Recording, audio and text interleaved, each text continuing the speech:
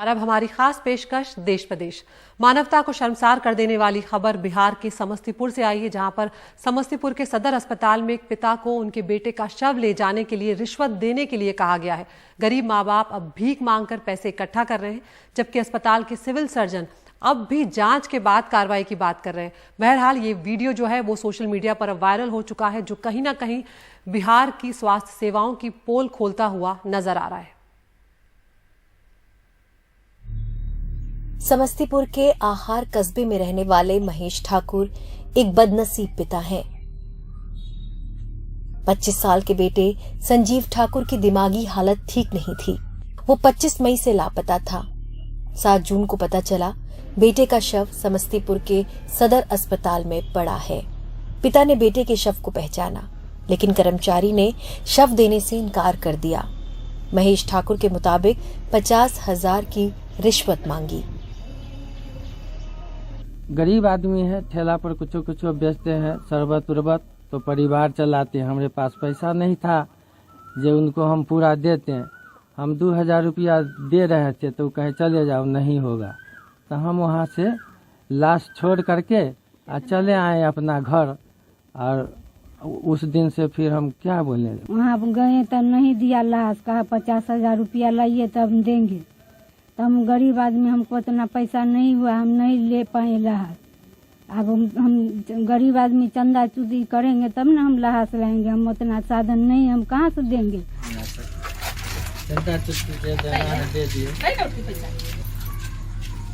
महेश ठाकुर अब घर घर घूमकर पैसा जुटा रहे हैं।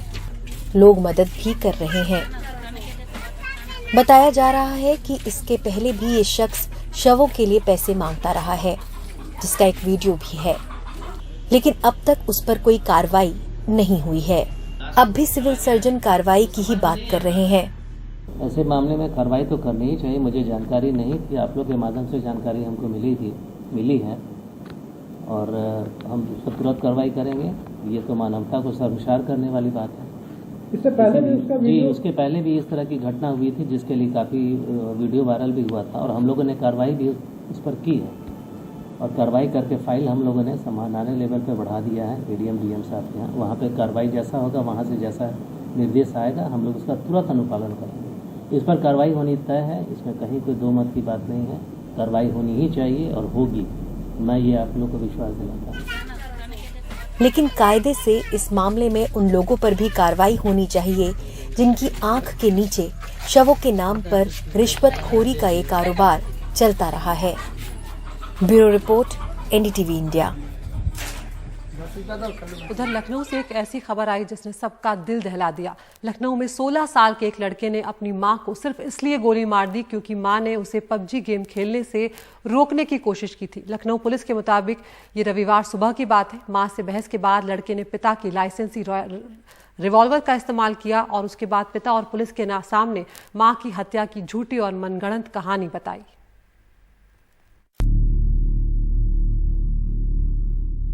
लखनऊ की इस महिला को उनके 16 साल के बेटे ने गोली मार दी, बस इसलिए कि उन्होंने बेटे को मोबाइल फोन पर एक गेम खेलने से मना किया था जिसकी उसे लत लग चुकी थी। लखनऊ पुलिस के मुताबिक ये शनिवार रात की घटना है। लखनऊ के बाहरी इलाके में ये इस घर का मामला है। रिवॉल्वर लड़के के पिता का था जो किसी और राज्य में पोस्टेड है। हैरानी की बात यह है कि लड़के ने 2 दिन तक हत्या की बात छुपाए रखी। पहले उसने अपनी मां के शव को घर में छुपाए रखा और 9 साल की बहन के साथ भीतर ही रहा। उसे धमकी दी कि वो शोर न मचाए या किसी को फोन न करे। पुलिस के मुताबिक बदबू दूर करने के लिए लड़का रूम फ्रेशनर इस्तेमाल कर रहा था। जब बदबू असहनीय हो गई तो बेटे ने पिता को फोन किया और कहानी गढ़ी के घर में काम करने आए एक इलेक्ट्रीशियन ने मां को गोली मारी है। जो प्रिलिमिनरी जो इन्वेस्टिगेशन है, हमारी जो पूछताछ, उससे पता चला है कि ये लड़का जो है ये पबजी गेम का ये एडिक्ट था और इसकी मां इसको गेम खेलने से रोकती थी, जिससे क्षुब्ध होकर के इसने इस घटना को अंजाम दिया। पुलिस की पूछताछ में लड़के ने अपना जुर्म कबूल कर लिया। ये इंसिडेंट बहुत शॉकिंग है और खासकर इस चीज़ पे फिर से फोकस लाया है कि किस तरह से ये जो अनरेगुलेटेड गेमिंग का एडिक्शन है, खासकर टीनेजर्स में, बच्चों में, इससे किस तरह की हानि हो सकती है। तो शायद पेरेंट्स के लेवल पे भी काफ़ी रेगुलेशन की ज़रूरत है और सरकार के लेवल पे भी अगर कोई और कठोर कदम उठाए जाएं जिससे इस तरह के इंसिडेंट्स प्रिवेंट किए जा सके। कैमरा पर्सन राजेश गुप्ता के साथ आलोक पांडे, एनडीटीवी इंडिया। और अब मध्य प्रदेश की बात करते हैं, जहां पर त्रिस्तरीय पंचायत चुनाव जो हैं उनका बिगुल बज चुका है और साथ ही सामूहिक विवाह, निकाह और की जो शहनाई है वो बजना भी बंद हो गई है। जिनकी शादी हो गई है उनकी आर्थिक मदद अब नहीं मिली है। हमारे सहयोगी अनुराग द्वारी की रिपोर्ट।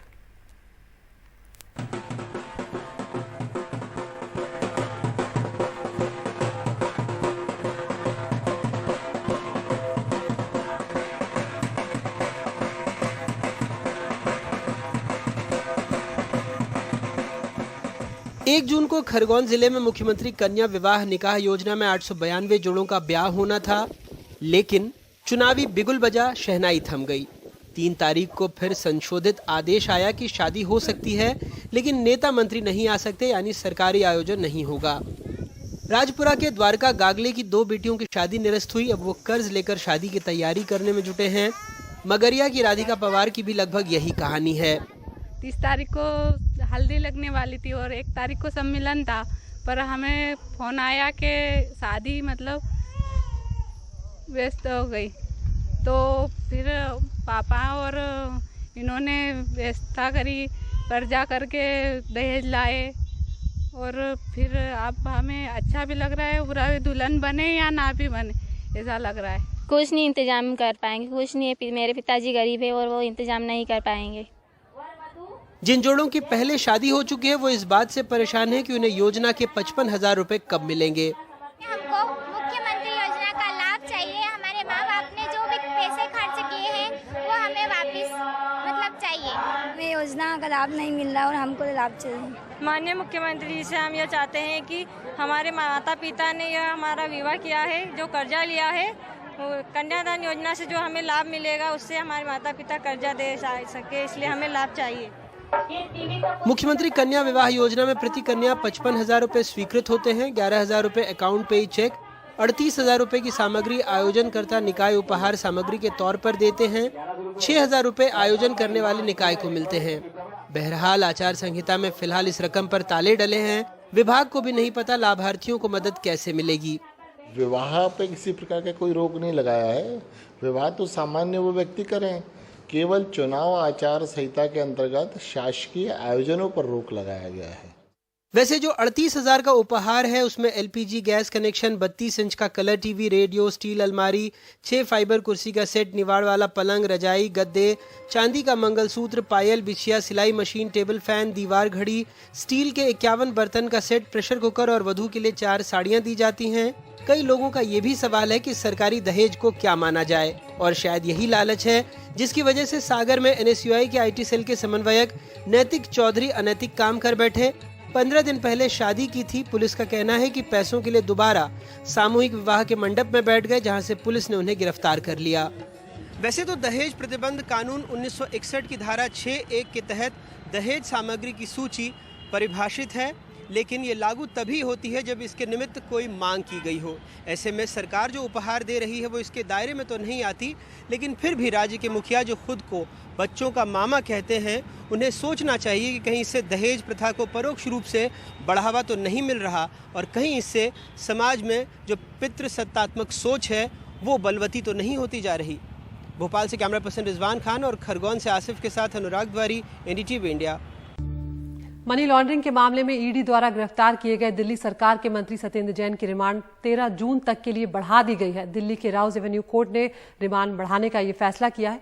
आपको बता दें कि 31 मई को ट्रायल कोर्ट ने सत्येंद्र जैन को पहले ईडी की हिरासत में भेजा था। आज कोर्ट में ईडी ने दलील दी कि वो सत्येंद्र जैन को कुछ दूसरे आरोपियों के साथ बैठाकर आमने सामने की पूछताछ करना चाहती है, और ईडी का ये दावा है कि अब तक हुई छापेमारी और पूछताछ में कई महत्वपूर्ण दस्तावेज उसके हाथ लगे हैं और काफी चल अचल संपत्तियों की जानकारी भी सामने आई है। तो ईडी की दलील मानते हुए कोर्ट ने रिमांड 5 और दिनों के लिए बढ़ा दी है। तो सत्येंद्र जैन अब 13 जून तक रिमांड पर भेज दिए गए हैं।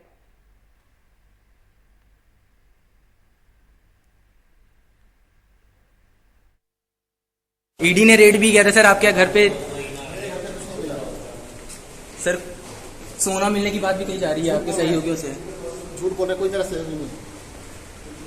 सत्येंद्र जैन को हम सुन रहे हैं कि जब उनको पेशी के लिए लाया जा रहा था तब वो बोल रहे हैं कि झूठ बोला जा रहा है मेरे बारे में, मेरा कोई सहयोगी नहीं है, क्योंकि यहाँ पर ईडी का ये कहना है कि कुछ और लोगों के साथ बैठाकर आमने सामने की पूछताछ की जानी है। और बार बार आम आदमी पार्टी यह आरोप लगा रही है कि बेजा इस्तेमाल जो है वो एजेंसियों का कर रही है केंद्र सरकार या बीजेपी की सरकार आम आदमी पार्टी को परेशान करने के लिए। और एक के बाद एक आम आदमी पार्टी के तमाम नेता मुख्यमंत्री अरविंद केजरीवाल समेत बार बार सामने आ रहे हैं और ये कह रहे हैं कि ये जो सत्येंद्र जैन के खिलाफ मामला दर्ज किया गया है ये पूरी तरह से फर्जी है, जबकि ईडी ये दावे कर रही है कि कई महत्वपूर्ण दस्तावेज उसके हाथ लगे हैं और काफी अचल जो संपत्तियां हैं उनकी जानकारी सामने आई है। और इसीलिए ईडी ने 5 दिन की और रिमांड जो है वो आज मांगी थी, जो उसको मिल गई है।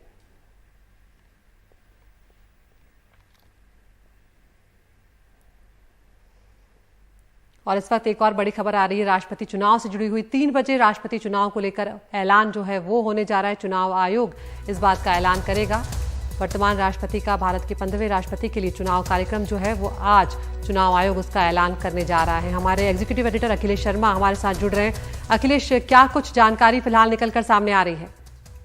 कि पिछली बार जो है 7 जून 2017 को राष्ट्रपति के चुनाव का कार्यक्रम घोषित किया गया था। इस बार ये 9 जून को घोषित किया जा रहा है, यानी आज दोपहर 3 बजे विज्ञान भवन में प्रेस कॉन्फ्रेंस होगी केंद्रीय चुनाव आयोग की, जिसमें राष्ट्रपति के चुनाव के कार्यक्रम का ऐलान कर दिया जाएगा।